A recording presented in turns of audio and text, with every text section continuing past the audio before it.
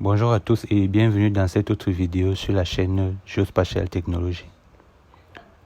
Aujourd'hui, cette vidéo fait suite à la vidéo précédente dans laquelle nous avons parlé de la génération des points à des intervalles ou bien à des distances régulières le long d'une géométrie. C'était plus précisément le long des lignes.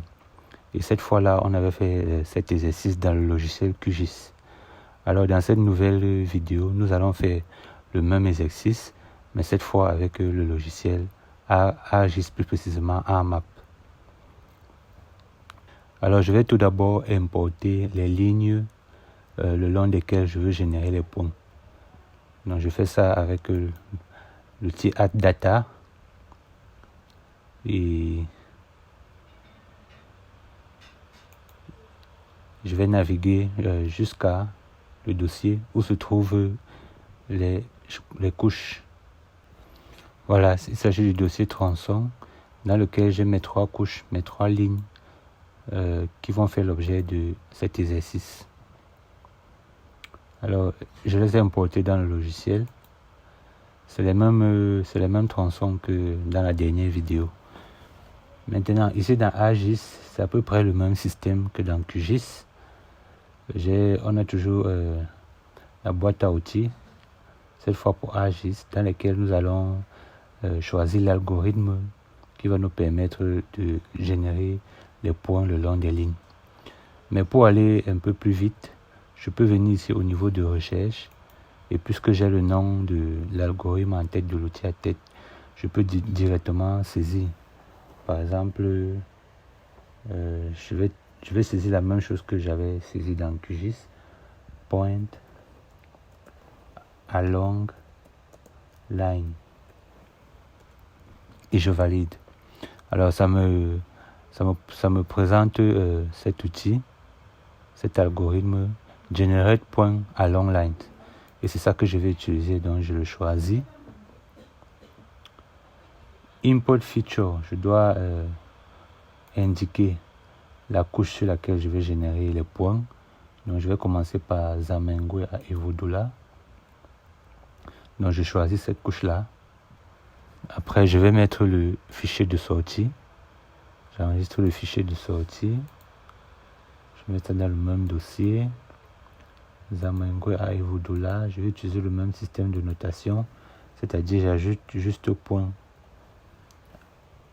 à la fin de la couche initiale. Et j'enregistre. Maintenant, les points seront placés en fonction des distances. Parce que pour un autre usage, on peut faire ça en fonction de pourcentage, mais pour notre cas, ça sera en fonction des distances. Maintenant, je ne vais plus faire ça à 1 mètre. Je vais par exemple faire ça tous les 100 mètres.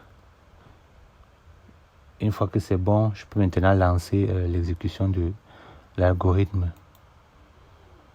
On va juste patienter quelques instants. Voilà, la génération est terminée et on peut déjà apercevoir les points qui ont été créés. Je vais un peu zoomer pour que ce soit bien visible. Effectivement, on voit les points.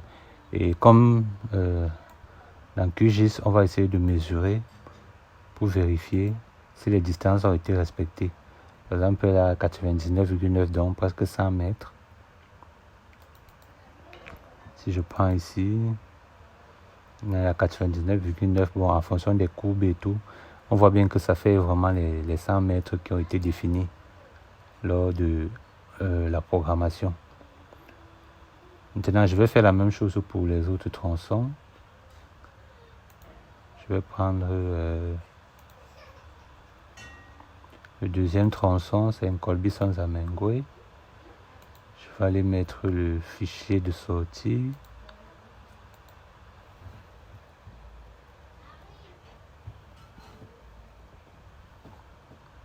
J'enregistre et je mets l'intervalle, mais la distance entre les points et je valide. Voilà, la génération des points du deuxième tronçon aussi terminée et on peut visualiser ça. Alors, il s'agit de ce tronçon. Donc, je vais changer les couleurs pour qu'il y ait un peu une différence. Voilà pour le deuxième tronçon. Et enfin, je vais générer pour la dernière ligne.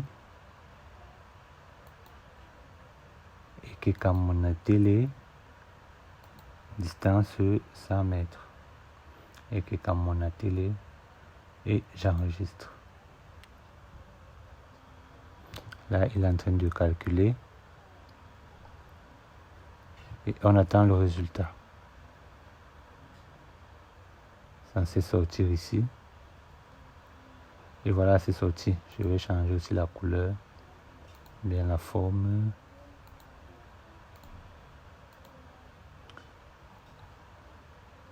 Et voilà nos points qui ont été générés.